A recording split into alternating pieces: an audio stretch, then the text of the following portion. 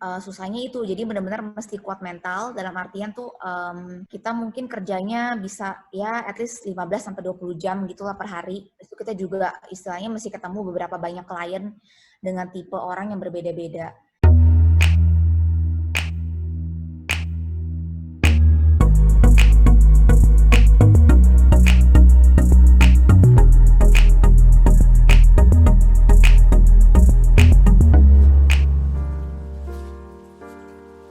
Buat teman-teman, sebelum nonton video ini, jangan lupa like, komen, subscribe, dan nyalakan lonceng notifikasi untuk mendapatkan update terbaru dari channel ini. Terima kasih. Oke, halo, ketemu lagi di video ini. Kali ini menjawab beberapa pertanyaan dari teman-teman terkait dengan apa sih profesi auditor. Nah, kebetulan salah satu dari teman gue berhasil diundang untuk masuk ke video ini. Dan mungkin kita akan share banyak terkait dengan profesi auditor gitu ya. Halo Yung, apa kabar? Halo, baik Bu. Oke, nah sebelum kita bahas tentang profesi auditor, mungkin gue pengen tahu dulu nih, sebenarnya kalau jadi seorang auditor tuh background education-nya apa sih? Yang gue tahu sih ya, yang gue tahu itu kalau jadi auditor sih pasti di bagian-bagian bisnis lah. Masa itu either to accounting, mostly sih accounting sih. Cuma teman gue ada yang jurusan finance pun bisa masuk juga gitu loh. Oke. Jadi sebenarnya yang berhubungan dengan accounting dan finance harusnya bisa gitu. Oke, dan waktu itu ngambil jurusan apa? Kalau lu pribadi sendiri? Kalau gue ngambilnya accounting. Accounting. Waktu lu terjun pertama kali di profesi auditor gitu ya, apakah yang lu pelajari di kampus waktu itu dengan background accounting itu benar-benar digunakan semua, atau sebenarnya lu learn something new untuk menjadi seorang auditor sih?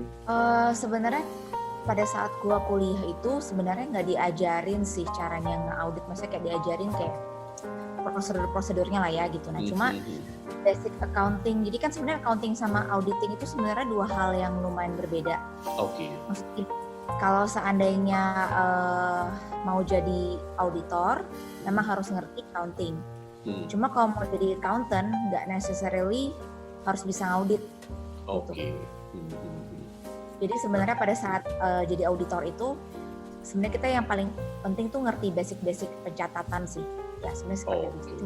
Cuma maksudnya kayak yang terlalu expert banget juga sebenarnya nggak terlalu dibutuhkan banget gitu. Maksudnya agak sedikit berbeda sih. Gitu.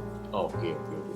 Boleh di-share nggak sih pertama kali mungkin setelah lu lulus kuliah gitu ya waktu itu, ketika lu mau menjadi seorang auditor itu memang cita-cita lu atau memang ini kan ketika lulus kan sebenarnya dari jurusan accounting kan banyak bidang yang bisa lu masukin gitu ya. Nah, kenapa lu memilih menjadi seorang auditor waktu itu? Atau ini auditor ini memang pekerjaan pertama lo atau kerjaan kesekian lo? Boleh di-share gak? Ya, pekerjaan pertama sih. Jadi gini, sebenarnya sih kalau misalnya, gue nggak tahu ya kalau zaman sekarang gitu ya. Cuma kan from my experience gitu, kalau seandainya is a privilege gitulah, kalau seandainya lulusan accounting, terus bisa istilahnya kerja di public accounting firm, itu maksudnya lebih pengalaman lebih banyak gitu. Maksudnya target-target biasa lulusan-lulusan gitu tuh pengennya kerjanya di public accounting firm gitu loh. Karena ya mereka merasa ya itu istilahnya lebih banyak pengalaman lah di situ. Jadinya lebih prestis juga ya. Pada saat gue lulus ya udahlah pengen aja gitu misalnya masuk ke public accounting firm yang di Indo. Oke. Dan yang gue tahu kan lu masuk juga mungkin 4 besar public accounting firm di Indo ya? Iya. Big Four, Big Four-nya itu. Nah, boleh di-share nggak sih Yung, ketika lu masuk ke, mungkin kita ngomong public accounting ya. Nah, scope of work-nya waktu pas lu masuk di konsultan itu apa? Jadi coba mungkin gue jelasin dari hierarkinya dulu kali ya. Oh ya, boleh. Fresh grade, pada saat fresh grade itu, oke kita ngomongin Big Four dulu kali ya, yang gue tahu. Nah, jadi kalau di Big Four itu tuh ada entry level, yaitu associate namanya. Associate, terus senior associate, asmen, assistant manager, manager, senior manager, director, dan akhirnya partner. Nah, biasa kan pada saat kita lulus kuliah itu kita kan fresh grade ya, belum ada experience. Biasa masuknya ke sebagai associate. Nah, associate itu ya job desk-nya itu lebih kayak jadi kita semua tuh bekerjanya semua dalam tim sih. Jadi di dalam misalnya kita ditugaskan untuk mengaudit company A misalnya seperti itu. Kita ditugaskan itu dalam satu tim di mana di situ tuh ada kayak tim leadernya itu biasa kalau nggak senior associate, biasa asisten manager, dan ada partner juga yang menghandle klien tersebut. Nah, jadi biasa junior associate itu tuh ya lebih kepada buat paper sih sebenarnya. Ya istilahnya kayak mengaudit, cuma lebih kepada kayak bukan ke apa kayak managerial level gitu. Jadi benar-benar kayak misalnya contoh kita ngerjain working paper, kita coaching. Jadi job desk-nya itu ya sebenarnya kalau junior associate gitu sebenarnya hampir maksudnya kayak serabutan gitu sih. Jadi intinya apa yang bisa kita kerjain kita kerjain. Oke. Jadi yang disuruh-suruh gitu lah ya. Ya, basically seperti itu. Oke. Nah itu kan kalau lu bilang itu baru ketika fresh graduate lu akan jadi junior associate lah istilahnya gitu ya. Lu berapa tahun waktu itu di perusahaan itu? 3,5 tahun. 3,5 tahun berarti terakhir sebelum lu keluar itu lu di posisi senior apa? Associate gua. Kalau misalnya terakhir misalnya lu di senior associate gitu ya, itu job desk-nya apakah sama seperti yang awal tadi junior? Nah biasanya tuh kalau senior itu pertama kita bisa jadi in charge itu artinya kita nge-lead lah satu tim itu. Nah tapi kita juga tetap ngerjain working paper ya. Tapi memang ada saatnya di mana jadi working papernya itu dibagi berdasarkan kita ngomong difficulty lah. Jadi kalau untuk junior mungkin difficulty-nya lebih mudah gitu ya maksudnya. Nah senior itu mungkin lebih expert. Dan memang ada beberapa kerjaan di mana kita harus mereview kerjaannya junior associate. Jadi tergantung juga sih besar kecilnya klien. Kalau seandainya kliennya bisa kita ngomong kecil, dari senior associate ini gue bisa langsung report ke senior manager atau ke director. Tapi kalau seandainya mungkin kliennya ini agak besar dan ribet, nah mungkin tuh bakal ada beberapa manager atau beberapa asmen yang di atas gue. Oke. Nah, mungkin buat teman-teman atau buat adik-adik yang nonton nggak tahu nih istilah working paper, bisa dijelasin dari sebenarnya working paper itu apa? Mungkin apa bentuknya atau mungkin sebenarnya isinya apa aja sih gitu? Working paper sebenarnya sih basically kayak Excel sih. Sebenarnya kita tuh kayak kuliah sih. Jadi gini, pada saat kita ngaudit itu kita kan datang nih ke klien tersebut. Nah, sebenarnya internal accounting-nya itu sudah menyiapkan istilahnya kayak financial statement yang kita mau audit itu. Betul. Nah, jadi kita akan lihat pos-pos, misalnya contoh kayak neraca atau misalnya profit and loss. Nah kita akan lihat pos-posnya, misalnya contoh kayak cash atau mungkin account receivable, account payable, mungkin yang lebih atau VAT atau pajak. Nah, jadi di masing-masing pos itu kita akan ngaudit berdasarkan prosedurnya mungkin agak ribet sih. Cuma anyway ya intinya kita akan buat working paper, kita akan buat di Excel. Dan kita akan benar-benar mengecek dan memverifikasi angka tersebut apakah itu sudah sesuai atau belum gitu loh. Dengan materiality yang ada. Oke. Berarti to-do list utamanya adalah memverifikasi tadi ya, sebagai seorang auditor itu memverifikasi apakah laporan yang diserahkan oleh mungkin bagian finance accounting internal apakah sesuai dengan yang lu temukan gitu. Itu sebenarnya job utamanya sebagai seorang auditor gitu ya. Iya, betul. Oke. Kalau seandainya waktu pas lu kerja sebagai external auditor gitu ya, kesulitannya apa sih atau tantangannya apa sih waktu itu? Sebenarnya kalau gua suka dukanya, misalnya berarti susahnya gitu. Iya, betul. Ya, lebih ke dukanya dulu ya, nanti sukanya mungkin baru akan dibahas. Sebenarnya kalau di dunia profesional sih sebenarnya menurut gua ya, dan gua kan juga punya teman-teman juga yang masuk kerja office. Sebenarnya being an auditor itu apalagi di Big Four itu memang sebenarnya challenge-nya itu lumayan berat sih. Cuma gue nggak tahu nih misalnya komparasinya antara sesama profesional ya. Nah, mungkin susahnya itu lebih ke long hour sih. Misalnya kayak kerjanya itu benar-benar kayak kerja rodi misalnya gitu. Apalagi kalau kita tuh kerja di Big Four dan itu tuh lagi peak period gitu lah. Jadi mungkin susahnya itu, jadi benar-benar mesti kuat mental dalam artian tuh kita mungkin kerjanya bisa ya at least 15-20 jam gitu lah per hari. Itu kita juga istilahnya mesti ketemu beberapa banyak klien dengan tipe orang yang berbeda-beda. Dan juga kan kita kan kerjanya itu kita rotate kan, jadi misalnya contoh kita kayak klien A, kita dapat manajernya si C gitu. Nah klien yang B kita dapat manajer si D. Jadi exposure kita tuh lumayan besar gitu, misalnya pressure-nya gitu. Dan karena kita mesti reporting ke beberapa orang dan juga kita mesti handle klien gitu. Dan kita dikejar oleh deadline. Nah, tadi lu mention sampai 20 jam sehari lu bisa bekerja gitu ya kalau di peak hour. Common banget sih. Itu common banget kalau itu common banget ya. kebayang deh gimana pressure-nya waktu itu ya. Nah itu kan kalau lu sebagai external auditor, tadi kan kita ngomong lebih ke dukanya yuk. Kalau sukanya apakah ada sukanya dalam 3,5 tahun itu? Sebenarnya segini sih, kalau untuk new graduate yang sebelumnya itu kuliah di bagian accounting atau finance. Kalau gue pribadi sih menyarankan memang bagusnya itu istilahnya lu masuk public accounting firm dulu. Kenapa? Karena ya pertama secara mental kita diuji ya.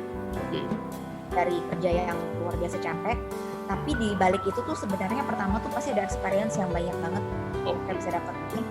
Terus kedua, kita tuh kan kerja di istilahnya, maksudnya kita kan kerja ini barengan sama fresh graduate yang lain. Jadi ini bukan company sebenarnya. Kita ngomong company itu kayak misalnya yang pas gue kerja sebagai internal audit itu. Jadi pada saat kita bersama-sama masuk ke entry level, jadi kita benar-benar istilahnya kita menemukan teman-teman yang lumayan baik gitu. Dan menurut gue sih sukanya itu tuh jenjang karirnya lumayan jelas sih kalau seandainya di public accounting.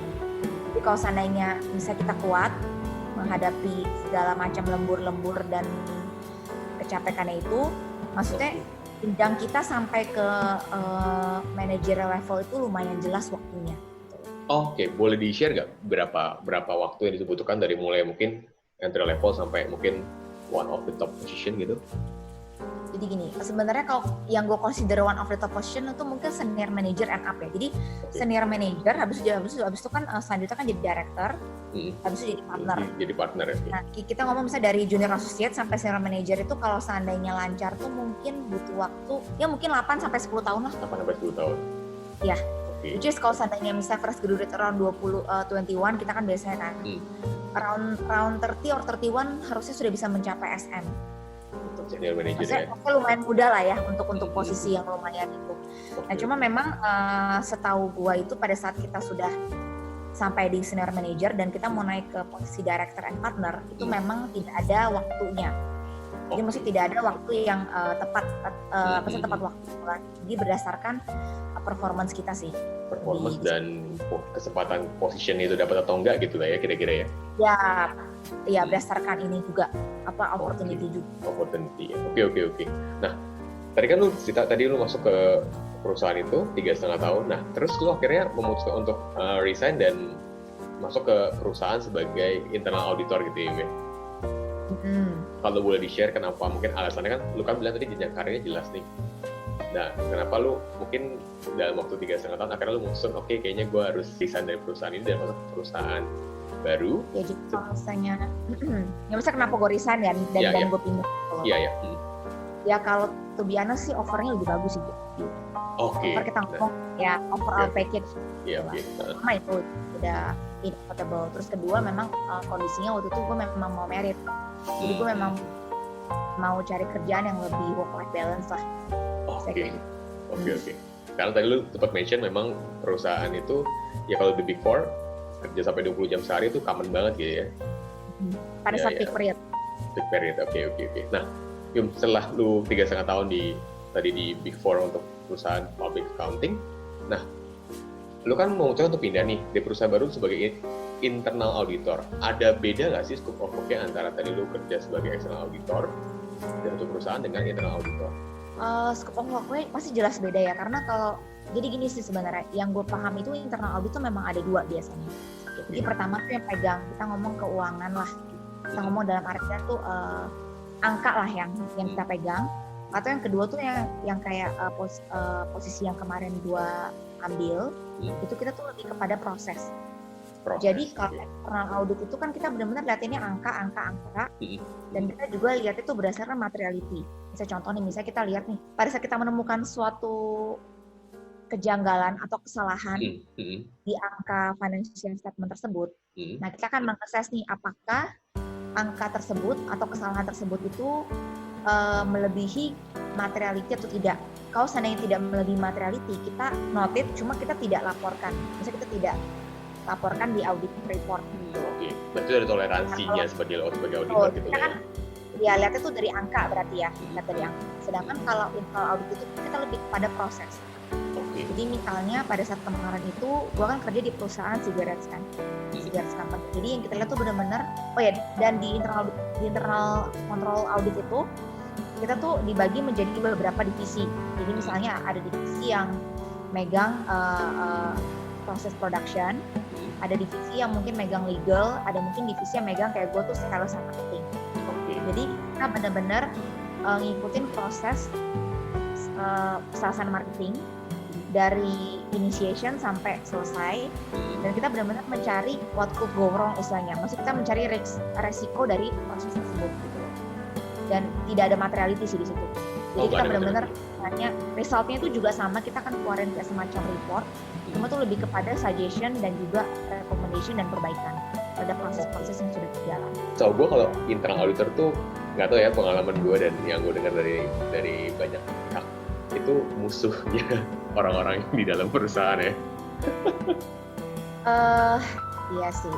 Cuma sebenarnya dibilang musuh sih, ya kayak istilahnya teman tapi bukan teman gitu. Maksudnya gini, kalau kita meeting langsung nih pasti baik gitu. Dan Martin tuh mereka selalu mengapresiasi internal audit. Terus mereka nggak mungkin istilahnya kayak gimana kita gitu. Maksudnya kita nggak mungkin kayak istilahnya diintimidasi atau gimana gitu loh. Soalnya tapi di belakang diomongin. Ya maybe di belakang lah istilahnya. Iya. Nah ini lanjut lagi ke pertanyaan gue selanjutnya. Nah beda nggak sih suka dukanya waktu pas lu jadi external audit sama internal audit? Ya mungkin dukanya itu ya sebenarnya kayak istilahnya kita kurang punya gigi sih menurut gue. Oke.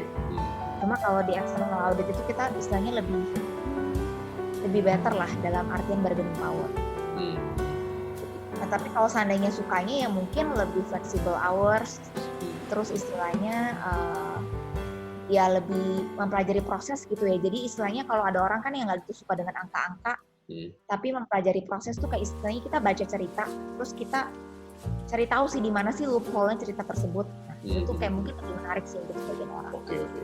Sorry, gue mau nanya deh, kalau seandainya internal audit itu misalnya menemukan something dan lu bilang finding A, finding B gitu ya, biasa sih yang pengalaman lu itu biasa case yang paling terbanyak yang lu temukan apa sih? Apakah kayak model, mungkin kalau orang-orang yang nggak tahu, orang awam gitu ya, ngomong soal audit berarti apalagi kalau misalnya lihat di media, audit itu identifikasinya dengan mungkin ketemu indikasi korupsi. Sebenarnya itu yang menjadi job utama lu atau seperti apa sih kalau di internal audit? Jadi gini sih, pertama ada 2 job. Jadi pertama itu job kita adalah kita review proses secara keseluruhan.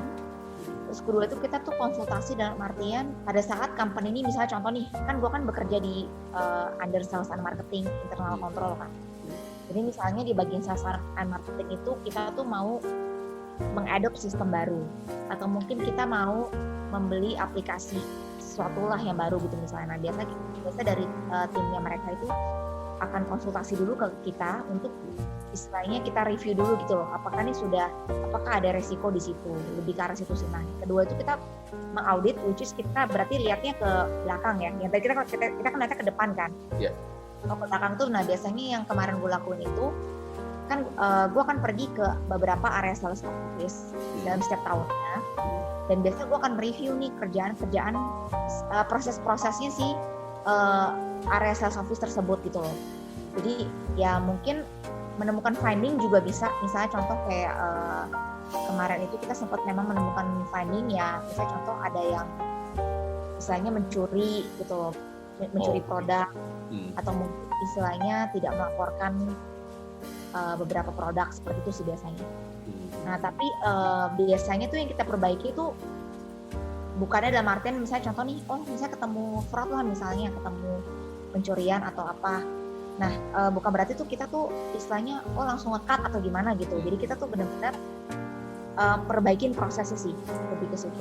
Bisa kenapa sih bisa ada loophole ini, kenapa dia bisa ngambil barang, kenapa barang tersebut bisa hilang gitu. Apakah ada beberapa kontrol yang tidak berjalan. Seperti itu sih biasanya. Oke, sih. Berarti memang ya benar ya tadi lu bilang, ini nggak ngomong soal angka tok gitu ya, mungkin angka lebih sedikit porsinya di sini ya, tapi ngomong soal proses, ngomongin soal tadi lu bilang sistem, ada loophole di mana yang bisa membuat celah orang-orang atau di perusahaan itu karyawannya berbuat di luar perusahaan gitu ya. Oke, I see.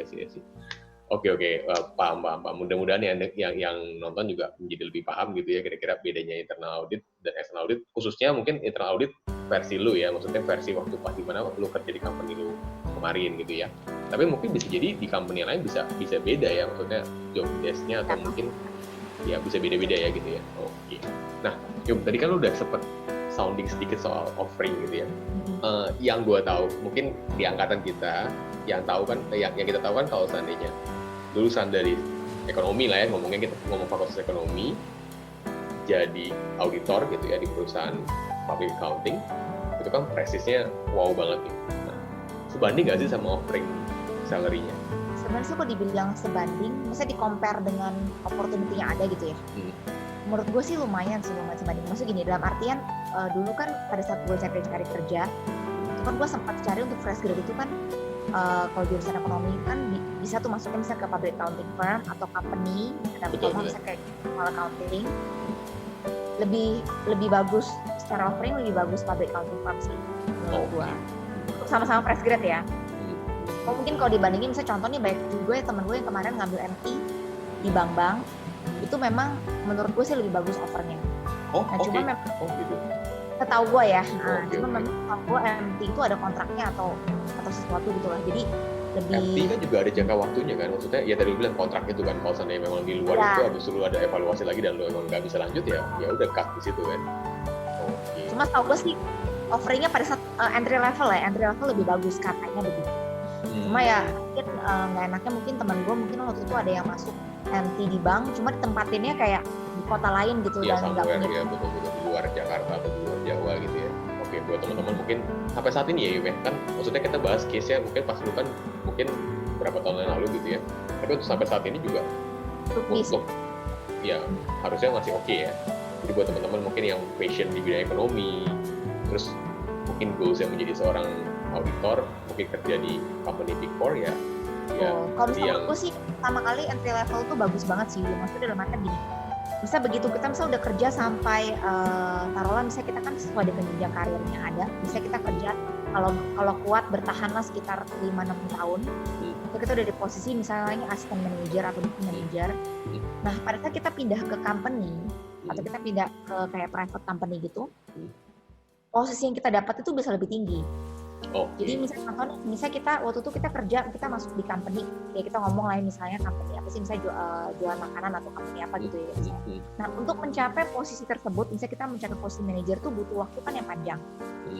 Tapi kalau seandainya kita udah start dulu di public accounting firm, habis itu kita ke istilahnya kita lompat lah setelah 5 tahun 6 tahun lompat ke private company, lebih cepat gitu naiknya. Jadi bisa jadi kayak batu loncatan juga ya, maksudnya untuk anak-anak yang baru fresh grade di sini dulu digodok, nanti mungkin setelah 5-6 tahun tadi lu bilang mungkin udah sampai certain position yang memang udah pengalaman banget. Ketika lu keluar dan masuk private company, ya itu menjadi privilege untuk mereka gitu ya. Privilege ya bisa mungkin bisa di-share gak sih perjuangan lu ketika lu masuk Big Four itu kan nggak mudah gitu ya. Boleh di-share gak apakah memang untuk waktu ketika lu ngejalanin waktu pas lu selesai lulus itu dengan mudah masuk ke Big Four company untuk sebenarnya Big Four company itu masuknya nggak terlalu susah sih menurut gue ya. Bisa kalau dibandingin bisa mungkin lu masuk kayak consulting company seperti kayak Big Five gitu-gitu tuh susah. Cuma kalau Big Four itu sebenarnya mereka lebih mementingkan sisi akademik. Jadi as long as kita level itu minimum GPA dia bisa yang sekarang gue refernya ini berarti ke Big Four ya. Kalau yang ada public accounting firm maybe different gitu. Cuma pada saat gue itu kalau tidak salah sih minimum GPA-nya 3,5 deh kayaknya. 3,5 berarti udah hampir cum laude lah ya, yang requirement-nya. Iya, 3 ya. Ya between there lah. Maksudnya nggak mungkin di bawah itu. Jadi maksudnya kalau sekarang akademik kita sudah mumpuni, wawancaranya sih nggak terlalu susah menurut gua. Wawancara sih sih. Oke. Nah, mungkin gua sedikit lompat sedikit sorry. Nah, mungkin kalau teman-teman kan sekarang yang lagi SMA atau mungkin SMP gitu ya, mungkin katakanlah SMA mungkin dia ngambil peminatannya sains gitu kan, seperti lu waktu itu kan sains nih. Nah, kalau ketika masuk ke jurusan ekonomi kan sebenarnya bisa jadi sebenarnya waktu pada saat SMA harusnya milihnya yang sosial gitu kan, karena kan di sana kan kuat banget ekonominya, ada accounting, pelajaran accountingnya. Nah, lu menemukan kesulitan nggak sih ketika lu lulus dari SMA yang memang lu majority in science dan lu masuk ke kuliah memang fakultas ekonomi gitu ya? Boleh di-share nggak sih? Ada kesulitan atau memang ya? Menurut gue sih nggak sih. Maksudnya menurut gue sih maksud gue berarti kan IPA IPS kan ya? Betul. Itu menurut gue sih nggak terlalu matter sih, menurut gue ya. Maksudnya artian ya nggak gitu ke bawah lah gitu. Jadi yang paling penting sih ya university sama college gitu. Itu kan benar-benar kita benar belajar dari awal lagi gitu. Ketika masuk itu memang belajar dari awal ya. Mungkin totally memang kalau emang lu nggak ngerti, nggak paham mungkin soal neraca, soal gimana prinsip akuntansi. Iya, akan belajar dari awal sih. Oke. I see. Nah, mungkin balik lagi tadi yang lu terakhir perusahaan tadi yang lu disebut sebagai internal auditor gitu ya. Akhirnya lu di sana berapa lama Yung? Hampir 3 tahun lah. 3 tahun juga ya. Oke. Dan akhirnya memutuskan setelah itu untuk keluar dan memulai usaha sendiri gitu ya. Oke. Nah, mungkin in the end of our conversation gitu ya. Next plan lu ke depan gimana nih? Nah, sebenarnya kan planning gue sebenarnya memang gue udah jalan sih. Kan pada saat gue keluar itu, kalau nggak salah gue keluar bulan April, terus gue start a new company itu around Juli apa Agustus lah. Oke. Juni tuh gue udah start up a new company. Jadi sebenarnya bagus juga sih kalau seandainya istilahnya mungkin internal audit itu kita kan belajar proses ya. Jadi sebenarnya banyak banget tools yang bisa kita gunakan kalau kita mau start new company sih. Kayak kita bisa tahu lah proses yang baik itu seperti apa. Dan ini lu memang menjadi bekal lu untuk start your own company gitu ya. Boleh di-share nggak sih Yung? Maksudnya mungkin teman-teman pengen tahu nih, ya mungkin ada pengen entrepreneur juga, jadi tadi udah ngomong soal auditor, sekarang lu jadi ya mungkin entrepreneur gitu ya. Yang lu start di bidang apa sih? Apakah sama juga jasa auditing, accounting and auditing, atau mungkin totally different? Ada totally different sih. Jadi kan gue kan keluar bulan Agustus itu gue udah mulai prepare waktu sebelum gue resign, gue udah mulai kayak cari ide bisnis. Tapi ini totally different dan bukan pekerjaan yang fancy sih menurut gue. Jadi kayak kayaknya gue buka gue joinan sama my brother gitu, kita buka kayak perusahaan yang jual baut angkur besi dan jadi kita manufaktur dan kita jual. Nah, mungkin ada pesan-pesan nggak sih mungkin kalau buat teman-teman atau adik-adik yang pengen mungkin kuliah di bidang ekonomi, kemudian become auditor? Kalau menurut gue sih, kalau seandainya misalnya adik-adik nih yang lagi kuliah jurusan ekonomi atau finance dan pengen memang ada interest lah ke auditor, menurut gue sih start with the public accounting firm dulu. Menurut gue sih biarlah kerjanya capek-capek, lembur-lembur, dan ketemu berbagai macam orang. Nanti setelah dari situ tuh istilahnya tuh kita kayak istilahnya kita keluar itu udah punya bekal lah, dan kita bisa masuk ke company mana aja yang menurut gue tuh lumayan bagus. Jadi kalau seandainya kalian mau kerja di company, ujung-ujungnya which is fine, cuma startnya with the public accounting firm dulu, terus baru kalian istilahnya loncat lah kayak gitu. Oke. Ya lumayan seru sih. Apa ya, nangis-nangis juga kali ya kalau kerja di situ. Ya. Oke, sip. Oke, Yung, thank you banget untuk waktunya, udah mau digangguin. Ini sibuk banget. Yung itu sibuk banget, jadi gue udah coba cari waktu dari sekian bulan yang lalu, kira-kira baru ketemu hari ini. Mudah-mudahan bisa jadi inspirasi, bisa menjadi referensi buat teman-teman mungkin yang masih SMA, pengen masuk ke jurusan ekonomi atau bisnis, kemudian nanti pengen jadi auditor. Mudah-mudahan informasi yang tadi di Yumi share bisa bermanfaat buat kalian semua gitu ya. Mungkin last question nih, mungkin emang biasanya out of topic yang gue tanya ini last question ke setiap teman-teman yang berhasil gue undang ke video gue. Seorang Yumi mau dikenal orang sebagai apa sih? Berat amat sih pertanyaan lu, Yuk. ini selalu gue tanyakan ke tiap teman-teman yang berhasil gue undang, dan semuanya merasa ini pertanyaan yang paling sulit. Boleh tuh jadi interview question ya, susah. Apa ya? Mungkin seorang yang punya value kali ya, seorang yang bisa bermanfaat dan bernilai mungkin bagi orang lain. Oke, sip. Oke, Yung, thank you banget waktunya. Thank you banget, terima kasih. Mudah-mudahan apa yang kita obrolin bisa menjadi ya referensi dan inspirasi buat teman-teman semua. Thank you banget, Yung. Ya, yuk. Dadah.